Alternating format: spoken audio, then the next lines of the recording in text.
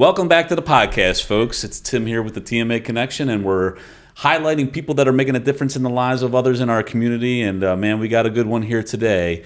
And if you are on Facebook, you might have seen him already. He's kind of like locally famous. We got Joe Webb with Blevins Home Mortgage, man. Hell yeah, man. Thanks, man. Welcome to the show. I'm excited to be here, man. Yep. Joe is a lender. He's a podcaster. He's a family man, and we're going to talk a little bit about all of them today. So I'm so glad you could be here and cross collaborate. Yeah, I'm excited about that. I appreciate you having me, man. Mr. Big Time having a little fish around here. Oh, come on now. I appreciate it. I'm excited. Man, you look like you're doing some good things out there too. I'm using you as an example. Just talking to people and seeing what's going on in the community around us. My favorite part is the things you don't expect. You find out these really cool people that are right around the corner. Yep. It's kind of neat. Well, I'm interested to pick your brain as far as what you're doing, what you're finding out, what's working for you, what are you learning, and all that good stuff. But before we get into all that, boom, boom, boom, give me a little history of who Joe Webb is. Oh man, little history. How much time do we have? No, I'm just right. kidding. I tell you what, the Cliff Notes version. Born and raised a Baltimore boy.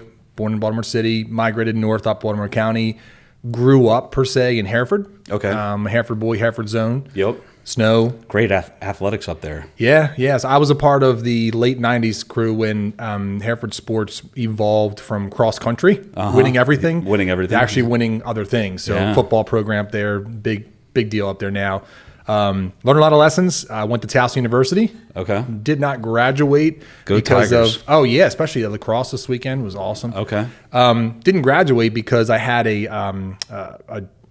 somebody say to me, "I think you'd be good in this career. You should try it." And I fell in love with it. And since 18, I've had the same career in the mortgage business. Okay. But didn't finish my final year to nothing negative. But I started making money, and not addiction, but I got really excited about that and made a decision not to go back to last year and never look back. So wow. So were you doing this part time while you were working another job, or so I you worked just jumped in feet first? That's a good question. So I worked on the lending side inside of a bank building. So no sales, no direct customer work. Yep. Had a fraternity brother whose father owned a local bank in Dundalk. They needed some part-time stuff, and I kind of just fell into that. Yeah. Met my first mentor there, a woman named Susan Key, who is just an amazing person. She took me under her wing, went to the wholesale side, still no customers, just admin style. Yep. And I just kind of fell in love with the whole banking world, like non-depository. At that time, I didn't know there was anything other than go open a checking account and deposit money. Gotcha. And I just started, as I absorbed the information in the business, I started loving it, and promotion, cross department kind of thing. And I'm like, I want to do this for the rest of my life, man. Yeah. And then I didn't get into sales till a couple years later, but that was a pretty cool thing at that point. And I realized that just talking to people, I find my superpower. Yeah. And I always ask people on my podcast what their superpower are, but superpowers are, my grammar teacher would kill me. Is or are? That's all right. Okay. But I found out my superpower is I can talk to somebody for 5 or 10 minutes and make them feel like they've known me forever. Yeah. And that's not a ruse or a deception. It's just honest. I just love talking to people, and I can make people feel comfortable talking to me. Right. And in a job where you're having a service provided, that's a pretty big deal.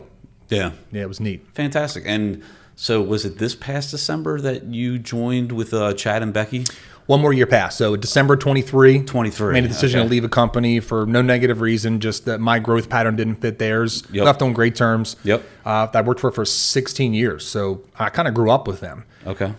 Literally, I think it was 23, 24, and I'm 44 now. So it was a tough decision, and it was not during a boom. So that was another factor. Yep. And shout out to my wife. I couldn't have done it if she hadn't agreed to go back to work. It was already on our time plan, but she was planning to use that to kind of get ahead in our retirement idea. Yeah. Then she had to kind of use that same idea to help meet the ends. Right. But it was a big decision, and I was flipping a house, and the pre-approval letter actually was Chad. I worked with Chad 20 years ago, and I'm like, you've got to be kidding me. I know this guy. Yeah. And I'm like, can I even call him? Is it appropriate? And I'm like, whatever. So I called him. We broke bread, had a good time, kind of connected. Turns out he lived 15 minutes from me. I never had any idea. Okay. And God just had a plan, man. It was kind of cool. And I'll spare your audience all that drama, but it ended up being a perfect fit. Yeah. And 18 months, maybe 17 months later, we are where we are. And it's the best thing I ever did, man. I'm so excited. They're great people. They are awesome people. Chad and Becky have done a couple loans and that we've been a part of, and they do a phenomenal job. What do you think separates Blevins Home Mortgage from a lot of other lenders? I mean, wonderful question. And that was a part of my discovery process too, trying to make that leap, because it was a leap for me. I've done the same thing. Can't take your clients. You know how that goes. Yep. They treat every customer like family, and a lot of them become friends to the point where they become almost like family.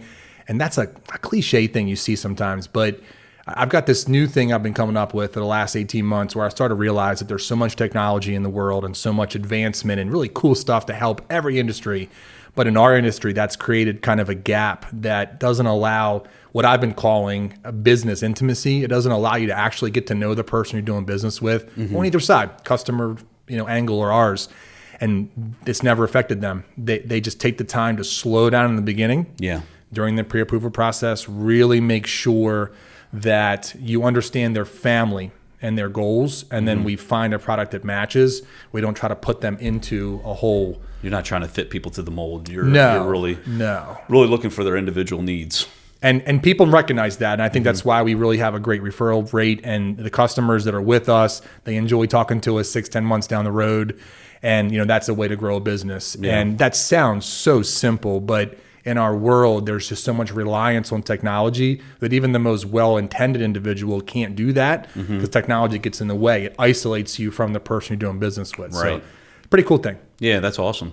Now, you yourself, as you've gone to work with Blevins Home Mortgage, are you focused on anything specific? I know it's very general when it comes to mortgage home loans, and you don't you risk saying, like, if I niche in this, then I don't do anything else. But, but you do a wide variety of different things. Yeah. Is there anything that really you're passionate about, or you've really doubled down on and to focus on? Yeah, I mean, you definitely had a good lead in that, you have to be versatile in our business, because when a customer comes to you, want to make sure you can provide them with a product that makes sense. But over the years, I've kind of gotten really good at something that a lot of folks in my world don't do, and it's the reverse mortgage. Okay. Very much maligned. It's very polarizing. People are like, this saved my life, or this transformed my retirement, or never should have done it, this negative sentiment. There's a real 50-50 split. It's been shifting. It used to be 90 bad, 10 good. It's been around for 40 years. But as it's evolved and become more safe, it's a really cool product, and it deals with a population that needs help. Yep. When you and I experience things in the economy, it's different because we can go out there and make decisions to increase income, revenue, lower expenses. But when you're on fixed income, whole nother world. Yeah, definitely. I was stalking you on. Nice. That's weird. I was stalking you on Facebook just to kind of prepare and get an idea of cool. who I'm talking with. So sorry. And there was a post that you put out about single moms, or something like that. And that's the answer I thought you might have been going with to learn more about that. But is this too soon to talk about, or what you conjuring up there? So it wasn't my idea. I'm supporting an agent partner. Okay. And she, for a long time of her life, was a part of a single mother community, did not have a lot of direction, didn't have resources that were unique to her specific situation. So she's developing that plan, and I won't let that cat out of the bag. It's her cat to let out. Okay. But it was really special. So when she approached me with the idea, I got chills. I even got it now, and I'm like, how can I not be all in on this? So slow and steady to do it right. Something like that can't be fly by night. It's got to be really planned. Okay. And we joke a lot of times when I'm talking to her about this subject that we've got to get that planning beyond ChatGPT. It's only so much that can give you, and we're kind of joking about it. But we're at that point now. So the infrastructure is laid down, the goal, the mission, and then now we're trying to make sure that when the first person says this is a program that I can use or get behind or share, we want to be proud of that. So it's kind of neat. That's exciting. Yeah, thanks, man. So more to come. Yeah, more to come. More to come. Appreciate your stalking. Hey, no worries. No worries. So the question that's on everybody's mind this day and age. Here we go. You ready? I know it's coming now. You know what's coming? What's going on in the real estate market? What are you seeing from the lending perspective?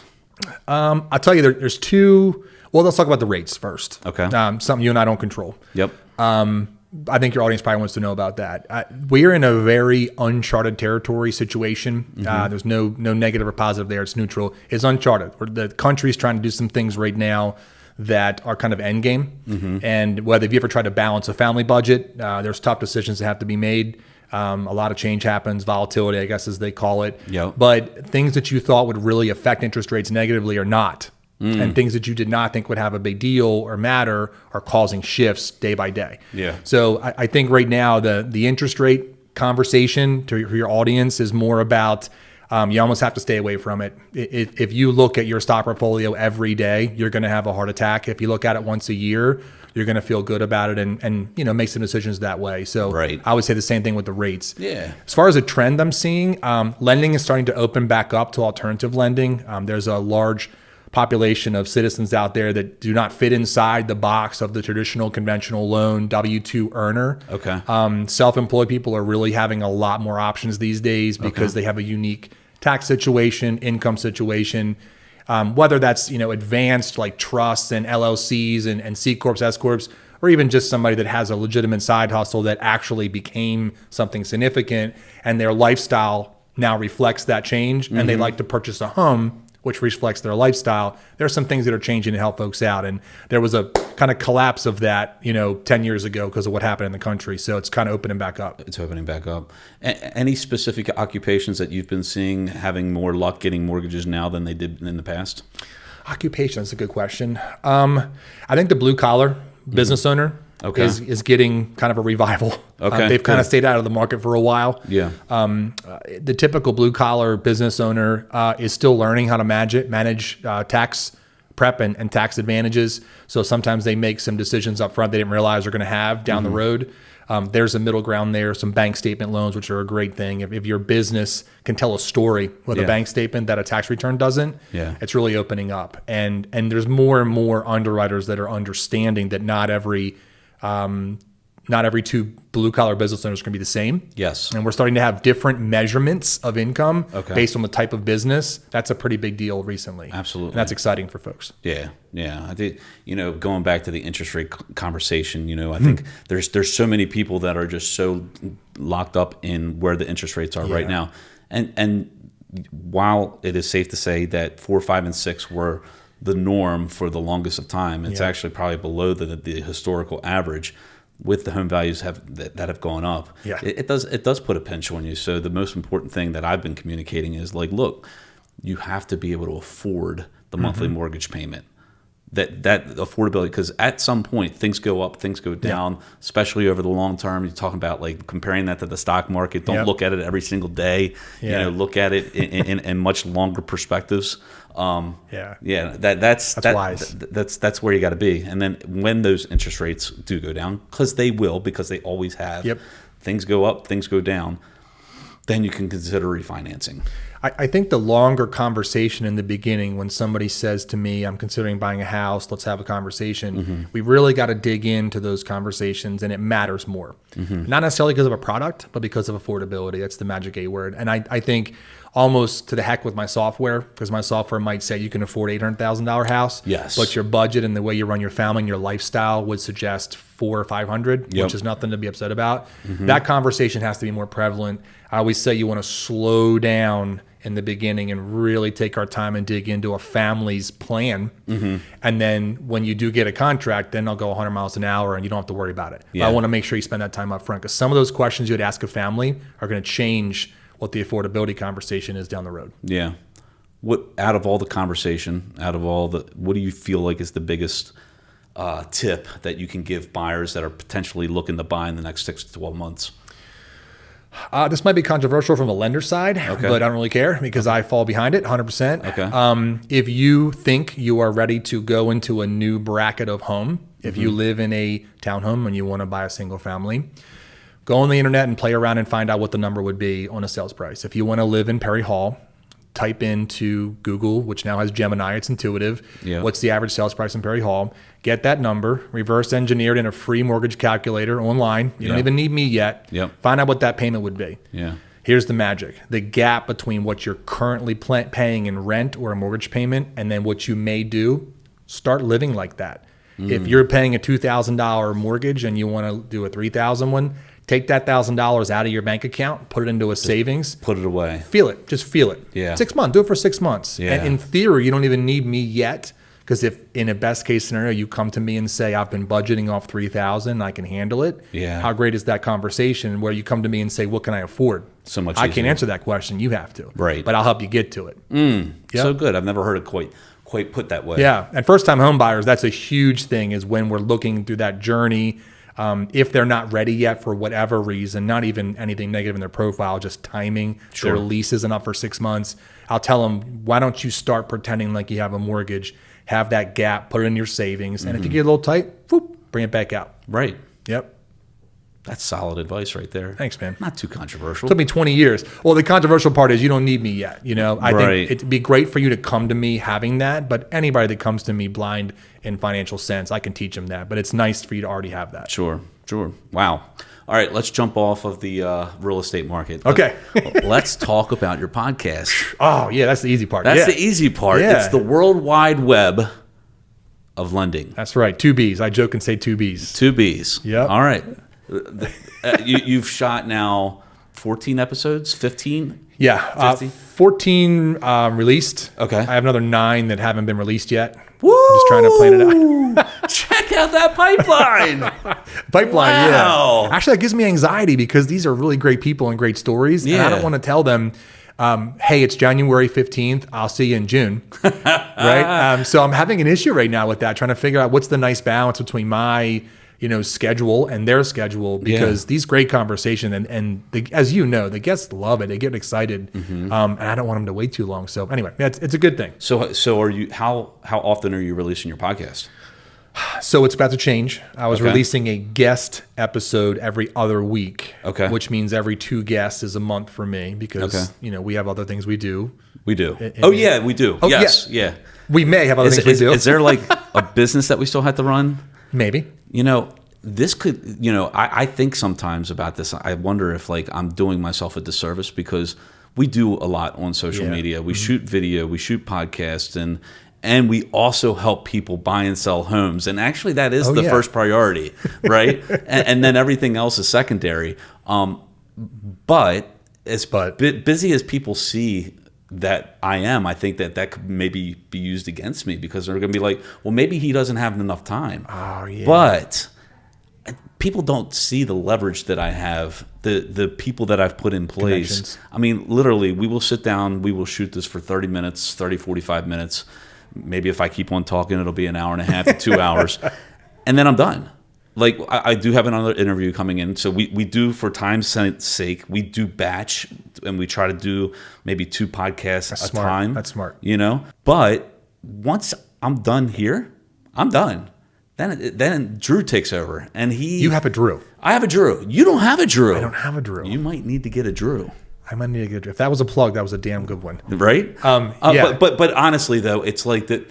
There's a lot that goes on behind the scenes of a Yeah. business that people don't know, and it's just not me. I'm on the camera, but there's a heck of a lot more going on where this really isn't that time consuming. It Yeah. looks like it, Yeah. but it's not. I think also too, for me it's double because I won't do a podcast shoot unless I've met with the person first, because that's where we make a connection. Yeah. We don't make a connection on air. At that point, it is their show. It's their commercial and marketing that I'm doing for them. Yes. But I want to know the person, right? I want to know about their family and everything because it also helps for a conversation as well. Right. So for me, it's almost double. So for me, it's a coffee talk or, whatever it might be. Yep. And then it's a shoot. So it's a little double because I don't have a support. Timing's a big issue for me, but I did wonder the same thing. I can't believe you just said that. Like it stopped me because I've wondered too, Yeah. will people get the wrong impression that I'm prioritizing that? And Right. it's just a message and a voice I have for the community right now, right? Right. But I still have a job Yeah. that I do every day. Right. Majority of my day. Majority of your day. Yeah. I mean, this really does not take that much time, but I think it's so important. Yeah. So when people are like, why do a podcast? And maybe sometimes I ask myself the same question. Sure. Because it's tough. I don't know what what you're finding in your growth. Yeah. And most people would say, oh man, I'm getting thousands of subscribers every day. No, it's like, this is a slow build over time. But like, I enjoy the conversations that I have with people. I enjoy helping promote other people in a skill that we are good at. And really, I just feel like with anything in business, the more that you give, the more that you get. But you give without what's the word I'm looking for? Expectations of return. Yeah, expectation of return. I'm just Altruism, I guess, is the version of that. Right, exactly. So, talk to me a little bit about, the purpose behind why you're doing the podcast and how much time is it really taking you?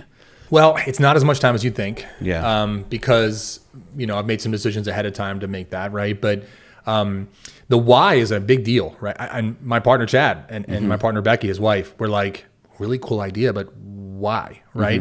And I had to check myself at first because I don't want to just start adding all this thing to my calendar for no reason. And while I am trying to grow my business and provide for my family, it's more about what I kind of alluded to earlier is we live we're just lucky, man. We're in Harford County, Maryland. This is a mecca of blue collar and business ownership, SBA, because it's just where we are. I didn't choose that. You didn't choose that, but we are. Right. And the more I discover how many people are right around the corner that I never knew about, in my naivety, I think is their pathway. So I say, if I can just shine a light on something that you drive by every day and don't know exists, if one person ever comes to you and said, I saw that guy on a podcast, I didn't realize you're right down the street from me. Right. Like that's what I'm looking for. Like what I want out of it is to find out that somebody drove by and said, oh, there they are. Yeah. And if it helps that other person help their family, then it's a win for me. That's cool. Yeah. That's cool. So you're editing your own podcasts. Yeah. Dude, I mean, I feel like I could learn it if I wanted to. I just don't want to. It is fun though. I'm a little bit of a nerd. Okay. And I have to have healthy habits to pass my time. And in our real estate business, there's a lot up and down, a lot of emotional roller coasters. So, the things that I do in my spare time are kind of nerdy, and this is just one of them. So for me, it's actually a release to sit down and edit, and just it's so much fun. Yeah. It is weird that I'm on the video that I'm editing. Right. It's a little awkward still. And you listen to yourself over and over and over and over and over again. But I've had some great conversations with guests, and they go in these directions that you cannot plan for. Right. And it's just so fun to meet and a lot of times there are people in my network, first or second degree of Kevin Bacon, that I may not have known about. And again, I'm on kids sports runs my life right now. I'm on the sideline hooting and hollering, high-fiving these people. And little did I know that they've got a business they're trying to grow to help their family. And if I can transition and help them, I mean, what a wonderful burden it is I almost think it's a burden. I have to do it. Right. Once you've realized that these people all around us, like, it's almost like, who am I not to give those people a voice? Exactly. Yeah. Or preachy, but still. No, seriously. But it's the truth as far as like people want to get behind you when you're trying to do something big. When I came up through the real estate business and we're coming up on 10 years, it's like awesome. It's a referral based. Yeah. And people really want to support and see you succeed. Yeah. And it's just it's a cool thing to do, and I like now giving that to local business owners or lenders or just people that I feel are just communicating a positive message that needs to be heard. There are a lot of good people out there still. There are. And there really are because a lot of times with the news and social media and stuff like that can be outweighed by a lot of negativity, and we're just trying to put a positive message out there. Yeah, and I stumbled on something that that I never would have guessed. If you would have put in an envelope, my top 5 expectations of doing a podcast, this would never have been in that envelope.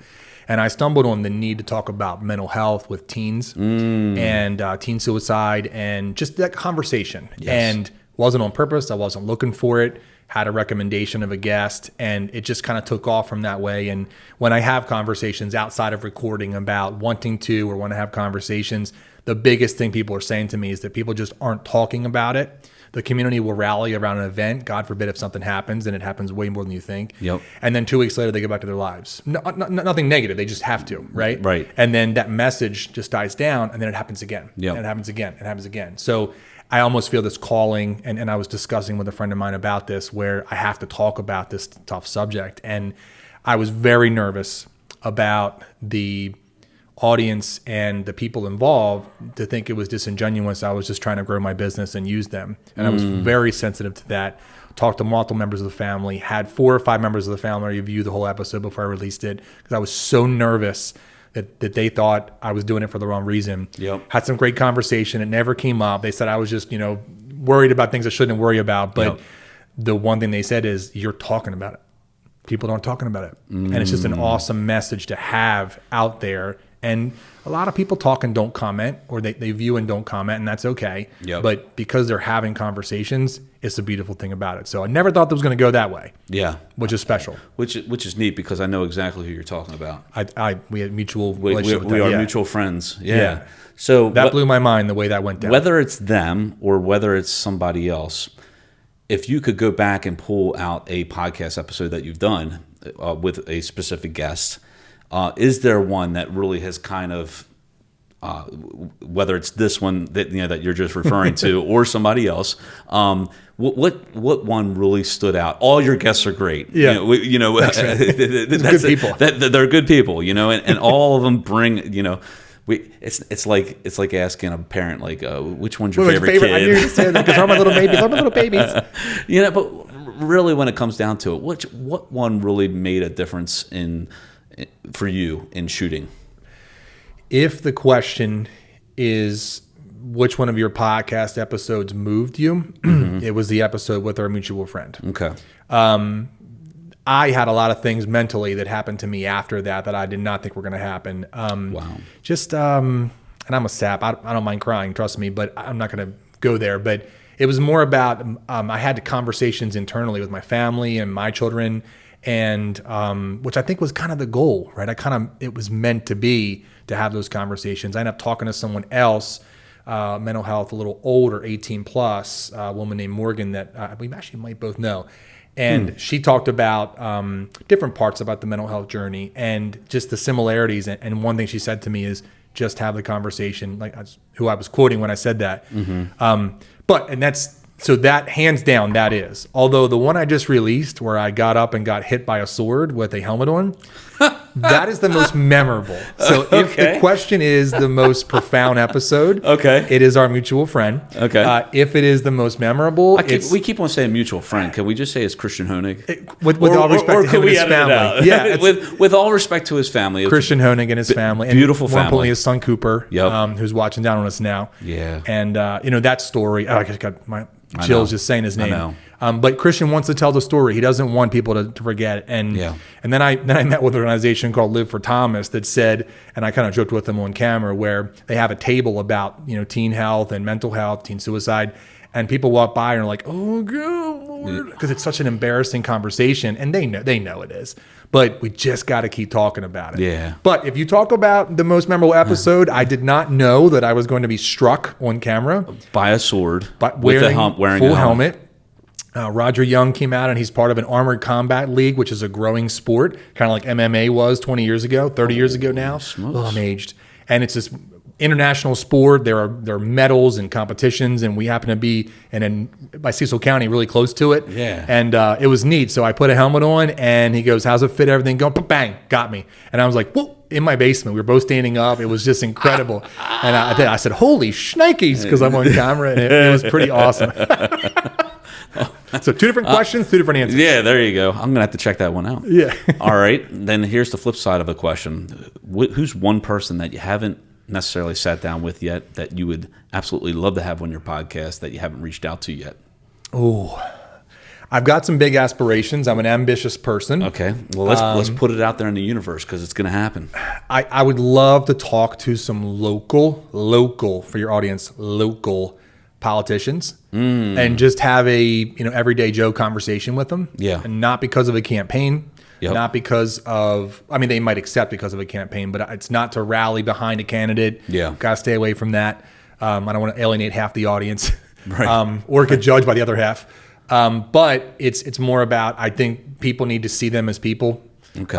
I've met some individuals that I thought were just fantastic people, and I didn't know they were politicians. Oh. And I think that the world needs more of those kind of people. Yes, 100%. It's not my mission to grow that but I think it'd be really neat. So at this early phase, I don't have a name to give you. Okay. I'd be comfortable saying it. I just don't have a name. Sure. But Hartford County, local. I think local politics is much more important than national for us, because these are the people we see. They're saying yes or no to things that we're going to see every day.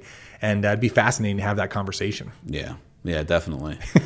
One that comes to my mind as you're talking is Sheriff Gaylor. Okay. I think I've got two connections to him where I know he's a pretty cool guy. I taught his daughter when I was a high school teacher. Awesome. But just he's been in the news a lot lately. He's had a lot to deal with lately. Last couple years. He's had a lot to deal with.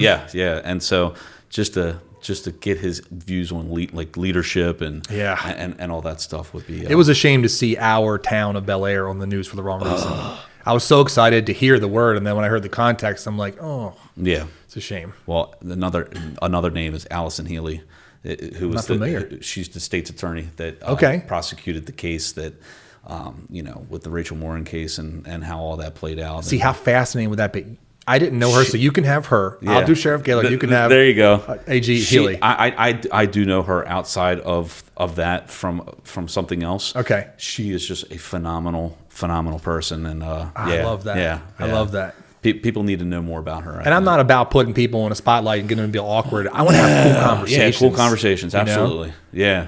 That's exciting. Man. I didn't know you were going to ask me that. That was a good one. Yeah. Well, thank you. I've done this once or twice. You're doing great for your first time. I got to tell you, Tim. Oh my goodness. All right. Well, let's roll on. Okay. Cool. So, you're a family man. Yeah. Yes, sir. 4 kids? 4. Yep, 3 boys and a girl. Mm-hmm. Again, nice. I was Facebook stalking. You stalk me. You beat me to it. You take people out to lunch or to coffee. I stalk people on Facebook to creep. But 2 pathways to the same result. It's okay. Right, 100%. So, I like it. So with lending, with podcasting, with being a dad, being a husband, it's like there's a lot on our plates constantly, right? What are strategies or things that you're doing in your life, incorporating in your family's life, to try to keep this work-life balance like in a sane arena without going too bonkers with the chaos? So I guess categorically, to me, there is no balance. It's always family first. With that being said, the family benefits from the efforts in a career of a parent, right? Yep. So there's a reality there. I think one of the neatest things that we've been able to do in my family, my wife and I, and now 2 teenage children, is we have a digital calendar that's synced between all of us. Okay. My neighbor, a guy named Rob Manns, he has an architecture firm in Perry Hall. Manns Woodward, amazing guy. Mm-hmm. He had this smaller calendar on his desk, on his the corner of his kitchen, where his kitchen was an L. It's kind of dead space in the back. He had this little screen, and we were hanging out with him one day, and I saw the calendar rotate. I'm like, what is that? So there's this thing called a DAC board, D-A-K. It's a small computer chip, that computer box that you can put into any TV, and it acts as a central nervous system for a few very specific tasks, and one of them is a digital display of a calendar. Oh. So we have a 32-inch TV in the corner up the top of my kitchen. It's kind of out of the way. It's not bothering anybody. Yep. And there's no networking up to it. You can't watch TV on it. Yep. It's our digital calendar. It stays up all the time. Huh. It's got some news feed at the bottom, but the calendar has a color coding system, and nothing fancy, just per kid. Right. Pink, red, blue, and green, I think it is. And each of them sees what's going on. And we add things in there like, chores and stuff. You gotta have chores in my house. Okay. But that has saved my wife and I from going insane because it's so demanding. Interesting. And we had a couple double bookings 4 or 5 years ago with friend things. And we're like, we got to figure this out.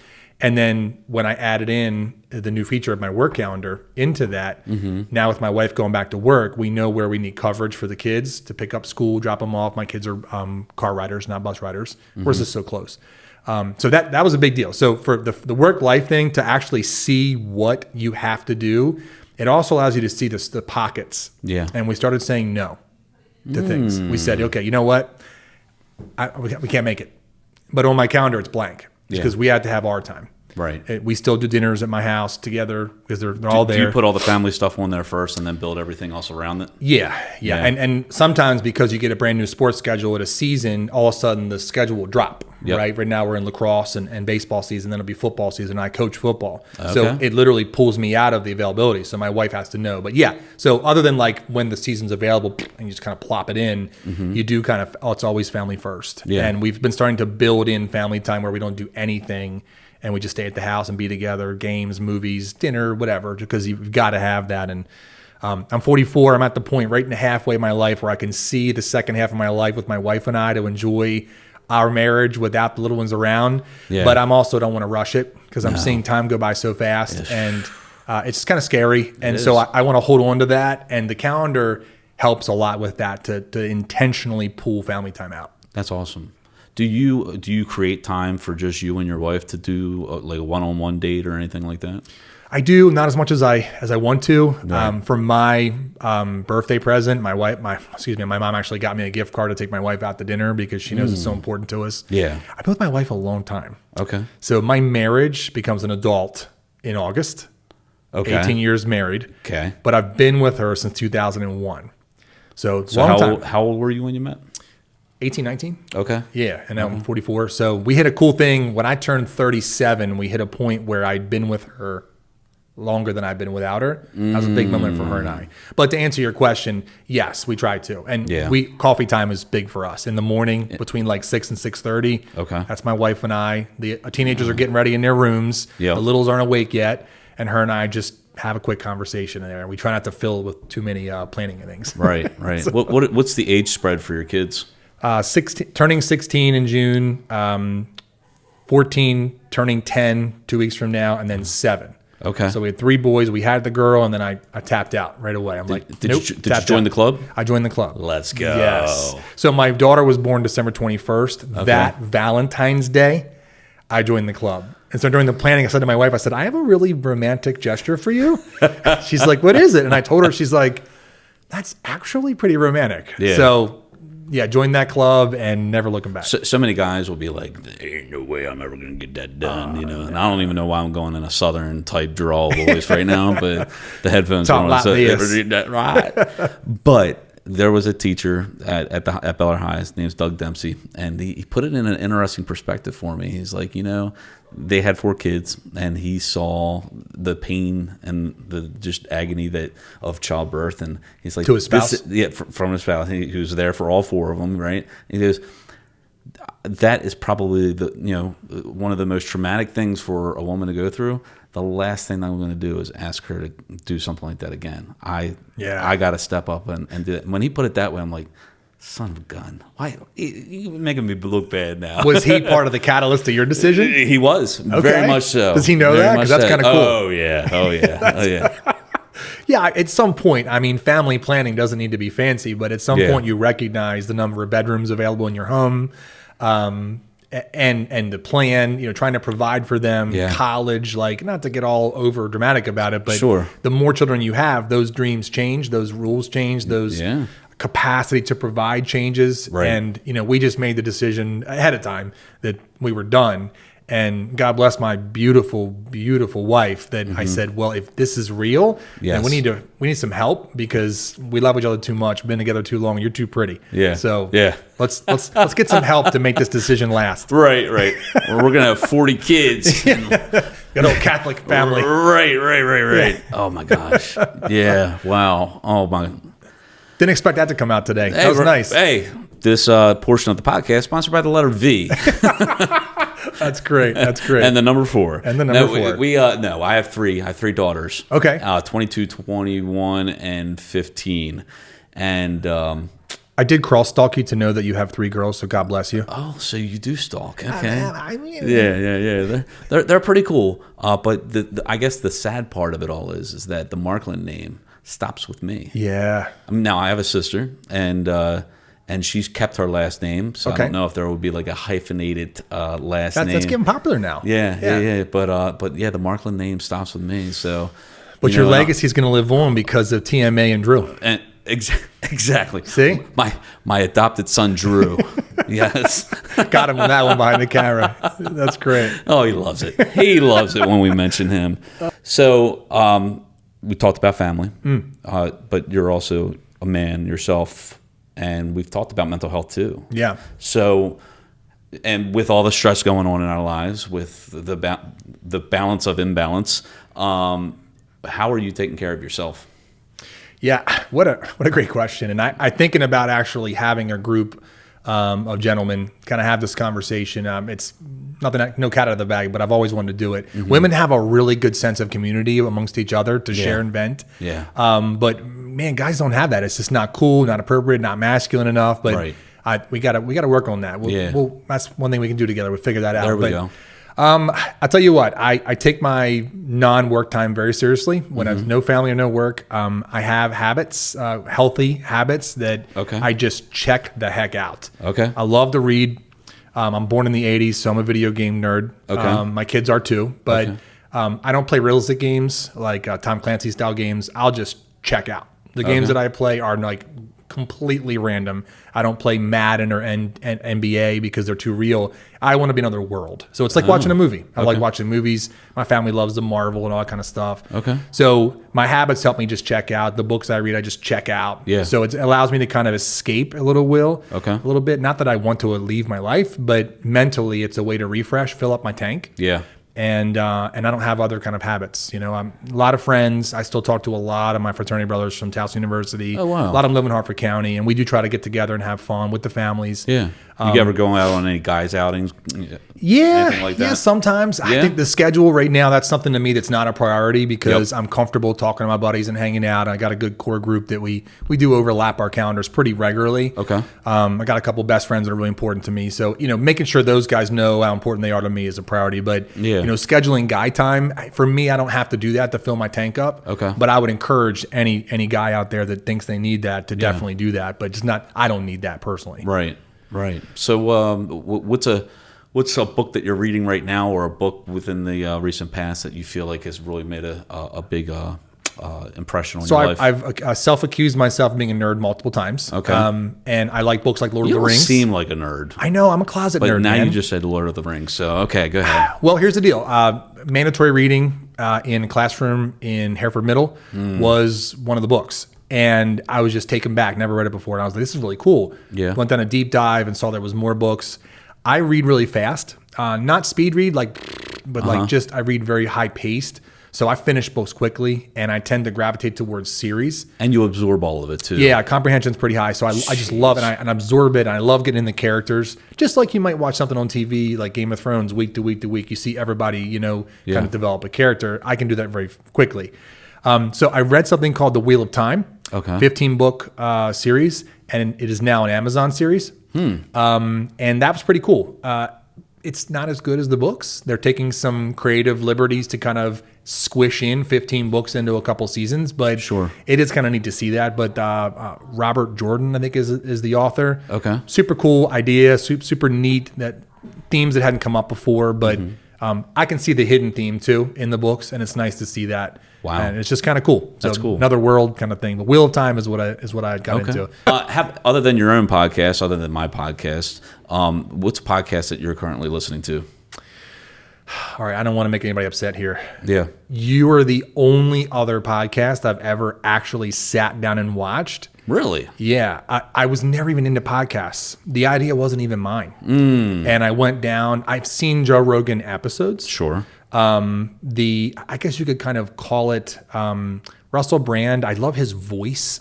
He has a lot of interesting conversations these days. He does. But I love his voice. Yep. So I had heard a little bit of his material, and that's what kind of got me interested in the general idea. Yeah. But I don't watch podcasts. Is that wrong? No, not at all. We don't have a lot of time. Yeah. I'm not in the car for very long. Okay. To do the audio part of it. Yep. So I don't even listen to it that much. Is that like a oxymoron or a hypocrite? No. Hey, check out my podcast when I don't think so. Are there any influencers that you even follow? I mean, you did mention Joe Rogan, but I mean, is there anybody that you follow religiously, or you just don't have?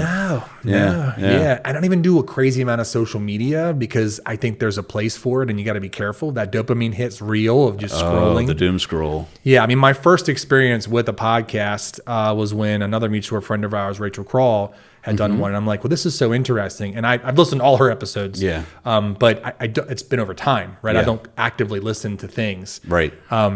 That's kind of funny. It's an oxymoron of our budding habit. That's all right. That's all right. You talked about daily habits. Any other daily habits other than reading that you're focusing on? Are you a fitness junkie? Do you get in the gym? Yeah, totally. I mean, you kind of look a little buff there. Maybe it's that Blevins home mortgage hoodie. It's the hoodie. Yeah. It's the hoodie. Okay. Father Time has humbled me. I'm still a football coach for Bel Air Terps. Okay, that's active. Yeah, so I can't not be, relatively, but it's one of my goals this year is to get to not to where I used to be. But yeah, I just want to get back to be healthy and ever. But no, I'm not a fitness guy. That's not me. Although I have a 15-year-old who will be 16 in June, who is now working out 6 days a week. He's going to play football for C. Milton. He's a big kid. Okay. Has a heart of a lion, but got the rage of a lion with testosterone. So he had a football body his whole life. He didn't have that killer instinct, and then testosterone gave that to him. So now he's working all the time. And he's actually challenging me in a healthy dad-son way to say, "Hey, Dad, come and do it." Cool. So the last 2 or 3 weeks has been pretty cool with him saying, "Dad, let's go." And I said, "Hey, I really appreciate that." So kind of a bonding experience with one of my sons now. It's kind of neat. Very cool. Very cool. Well, I encourage people to check out your podcast. Thanks, man. You're on YouTube. Are you on any of the other podcast platforms? No, not yet, because it's a video component too. I haven't really explored that. Yep. I think it's I want to build this little World Wide Web of lending thing and see where it goes, and then maybe add audio components later. Yeah, just keep on putting out the positivity. I enjoy seeing what you're doing, and we got to tell good stories. Not enough people telling good stories. Exactly. Bad news sells. Yeah. So we got to add some good news. We got to sell the good news. We got to sell the good news. I like that. Where can people connect with you if they have questions about mortgages or anything that we've talked about today?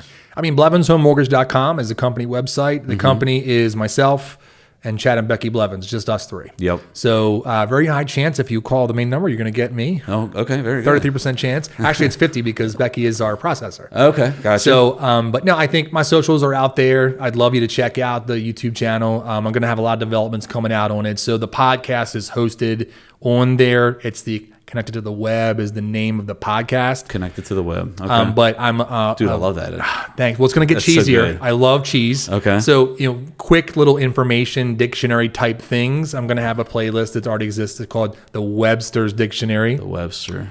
But the longer 5 or 10 minute things to teach ideas are going to be the Weblopedia. Okay. So corny. Dude, so I love cheesy, it. but no, I'm going to own it. I love it. So I'm going to give a lot of information on there. And I think that's really a place to kind of get to know me. You can see me talk to a lot of agents, a lot of customers, give quick little videos about things I want you to learn about.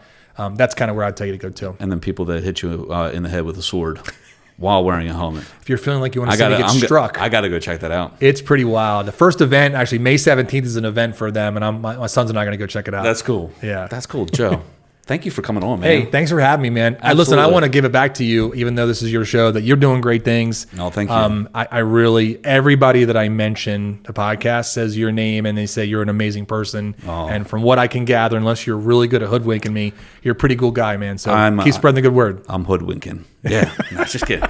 Well, please follow Joe on YouTube. Follow us on YouTube too. We're at the Markland Advantage. We are on Spotify, Apple, and all the other podcast platforms. So please follow us there. And if you've liked today's episode, please give it a like, a comment, or a share, and let's just spread that positivity like we talked about. All right. Awesome, man. Have a blessed day. I appreciate you guys. Thank you so much again. Thank you, and thank you to Drew. He's amazing. Drew is amazing. Drew is amazing. Look at him smile over there. Ear to ear smile. Ear to ear. He's a good guy. He's a really good guy. Until next time, live your life to the fullest, and we'll see you soon. Take care. Did you like this episode of the TMA Connection? Well, you might want to check this one out right here. Go ahead. Click it.